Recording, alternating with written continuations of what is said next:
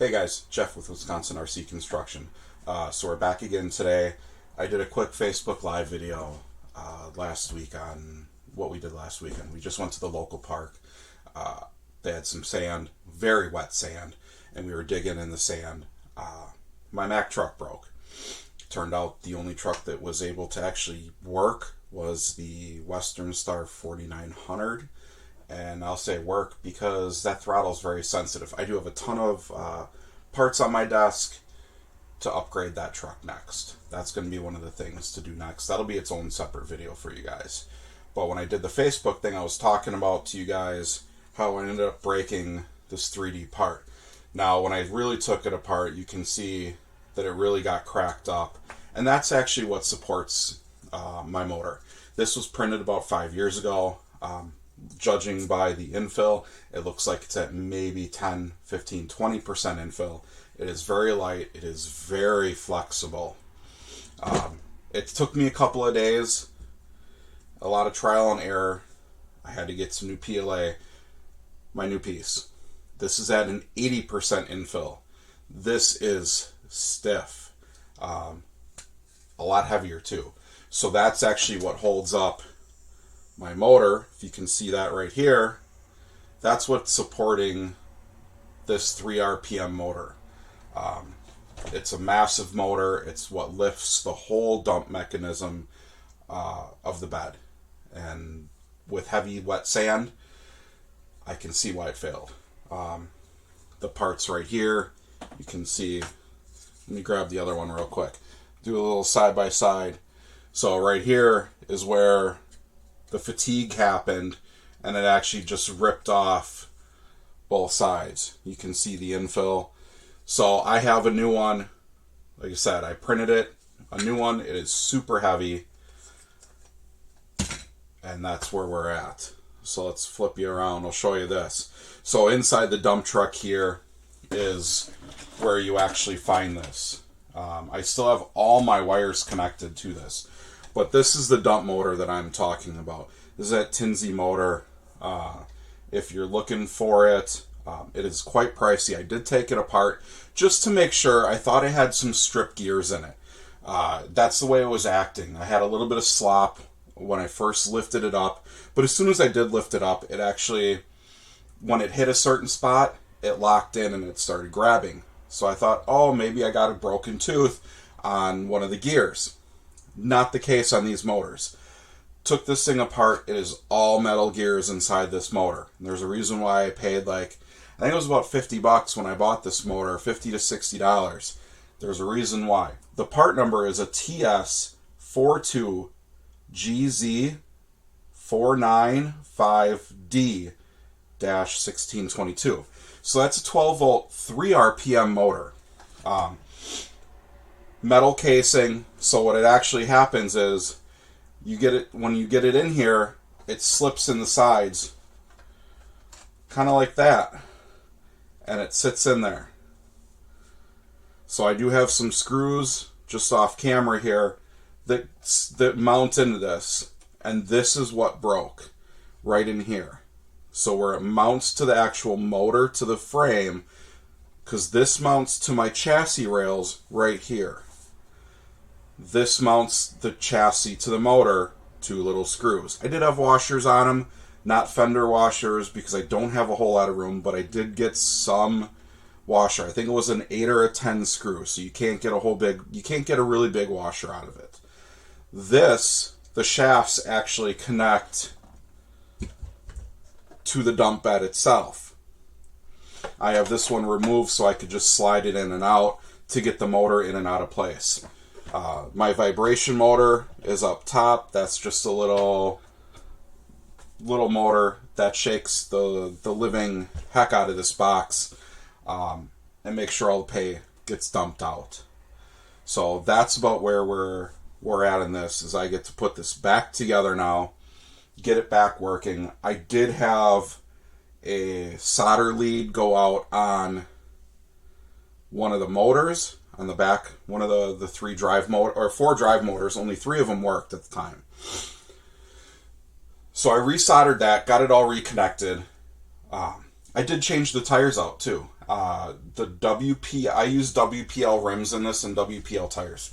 The rims were custom printed by MIJ Bits. I'm having a hard time with their website right now. I have an email out to them. I'm looking to see if I can actually get some dualies for the rear. I don't have a whole lot of room. I do still have the Brooder tires that came with this, and they had a 3D printed insert.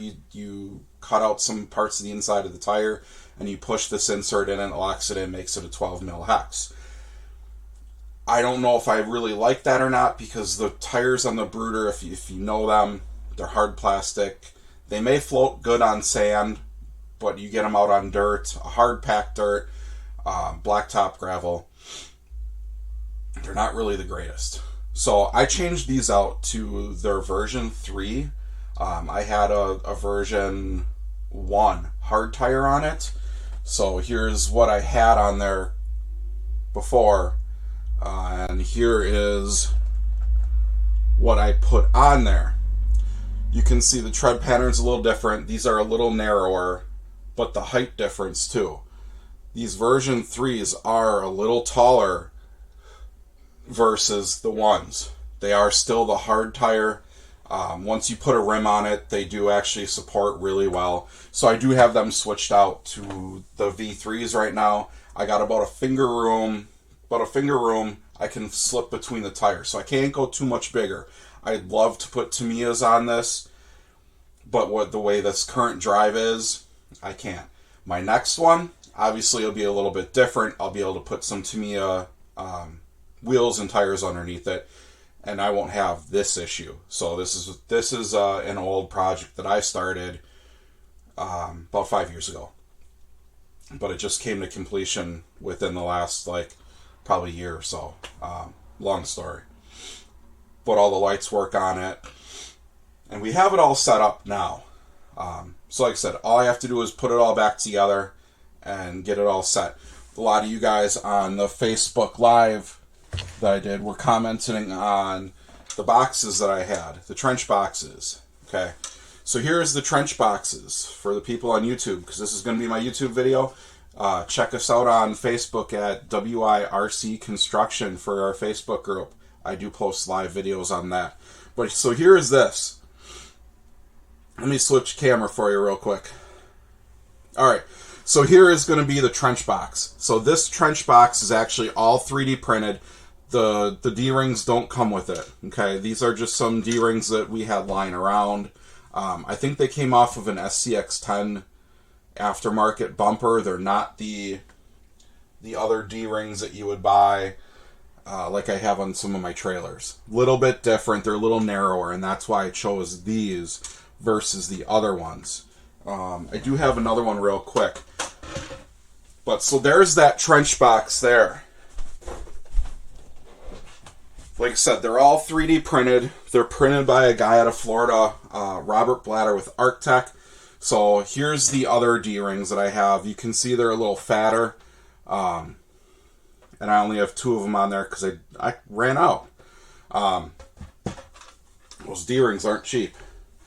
But what's nice is this is all 3D printed parts. He said he can make the spacing on this narrower, and then obviously it's really easy. All you're going to do is shrink down the size. But the box itself is sturdy enough. We buried it in sand. It held up really good. So any type of a sewer job that you guys want to do, or anything else, or even just a load on a trailer.